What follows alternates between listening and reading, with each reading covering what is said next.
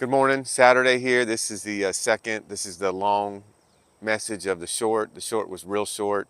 I had to rush it, but beautiful day here, Saturday in Louisiana. Sky's clear. I hadn't looked at, I don't seldom look at weather, but I think it's going to be a beautiful day. Today's a real special day for my wife. She's a master gardener, and once a year for 2 days, they do these tours of homes that have just incredible gardens. And last year she got to work at one of them. This year she gets to work at them, and it's really motivation for her. She learns a lot, and I believe our house will be on the list next year or the year after as we keep doing things to it. So big day for her.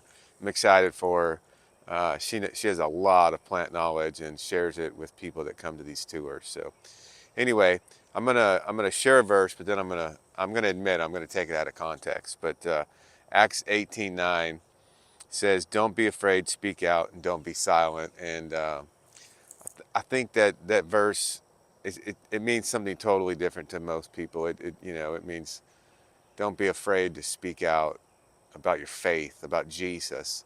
And for sure, I want that to be true in your life. But I want to address things I've been addressing since they began, and that's this mental health epidemic we have in America with men. As most of you know, if you've watched my videos, I went through a pretty dark depression for 6 months. I think I've been out of it 6, 8 weeks. I'm fully alive again, feel great. Um, so there's a couple ways that I escaped it. And there's a couple ways I'd like to help you maybe. So number one, if you think it's a medical issue, like a true medical issue, go see a doctor. Um, I know a doctor's just going to put you on a antidepressant, but that might be what you need right now. As men, we're trained not to speak about things like that. In fact, 10 years ago, it was a faux pas. We didn't do it. 15 years ago, a man would never admit it. 20 years ago, you might admit it to your doctor, but you'd ask him to keep it out of your medical records for life insurance purposes, or for other purposes that you're afraid the government would get a hold of and take your guns. Or that's probably still true today. People are scared to talk about mental health, especially in the South. I mean, people own a lot of guns in the South, and they don't want to lose them. It's the deep South. I wasn't born here, but I live here, and I understand it. It's a hunting and fishing area, and people have weapons, and they don't want to lose them. But at the same time, mental health issues seems to be on the rise since COVID, since the lockdowns in men. It's coming to light with actors taking their lives, with athletes talking about it, with prominent people addressing it.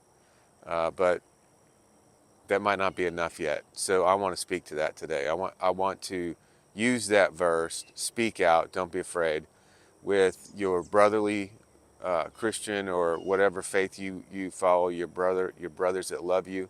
Speak out to them. Share what you're going through. Men who have never gone through a real depression, they're not going to understand, but they'll probably have a lot of compassion for you.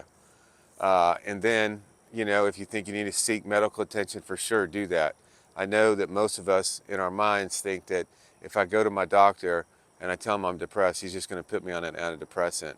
And it's going to cause all kinds of weird side effects in my life. Maybe a libido issue or a sleep issue, or I'm going to get fat on them. It's just all these negative side effects that we've been talking about. But the one thing we don't talk about, it's probably going to level your I'm not a doctor, but level your serotonin levels and all that, and help kick you out of that depression. I'm not saying run to a doctor. I'd like you to run to Jesus first and pray about it, earnestly pray about it. And two are better than one. I keep saying that. Go to a friend that you trust, that you love, that you can actually tell them the truth that, man, you're struggling with mental health issues, and pray together. Seek God on it. And God may lead you to a doctor, he may lead you to something else. But whatever it is, speak out about it. Don't do the man thing and hold it inside and try and be strong, because mental health issues are real. And so we're seeing more and more of men taking their lives because they can't cope. It just takes over. And rather than deal with it and be the provider for their family and raise their children and love their wives and be productive members of society. They just take the easy way out. And let me not downplay that, and I'm not putting anyone down for taking their life. It's real. It's real. I've been through it 3 times in my life. I'm 52, 51, 52, something like that. And I've had deep depression 3 times. I know what it feels like. Again, people that have never had it, thank God you've never had it. It's strong, it's powerful, and it will cripple a man. So my message today comes out of Acts 18 about speaking out. Speak out. If you've got the beginning of mental health issues or you're in the middle of it, get with a brother you love. Pray through it, and and I don't normally tell people to go seek a doctor for a pill, but it'll probably change your life. It'll probably help you.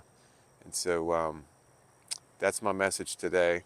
Look forward to tomorrow. I've got a message stirring within me. I'm going to deliver. It's going to be a long one. I thought today would be the day, but I'm going to go. I'm going to go tape. I'm going to go videotape these gardens today for my wife. So love you. Tomorrow's Sunday. It's going to be a great day. Find yourself with some believers, and keep your head up. Things are going to get better. Um, God has a purpose for you. That purpose will be fulfilled. Bless you.